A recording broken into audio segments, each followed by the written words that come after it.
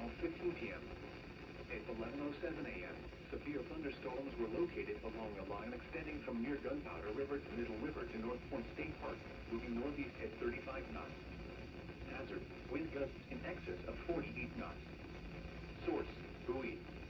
Impact, boaters could easily be thrown overboard by suddenly higher wind and waves capsizing their vessel. Boats could suffer significant damage in high winds.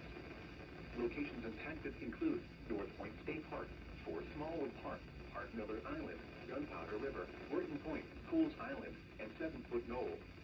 A tornado watch remains in effect until 2 p.m. for central and northern Maryland and the adjacent coastal waters. Boaters should seek safe harbor immediately until these storms pass. Wind gusts in excess of 48 knots, high winds, dangerous lightning, and heavy rain are possible with these storms.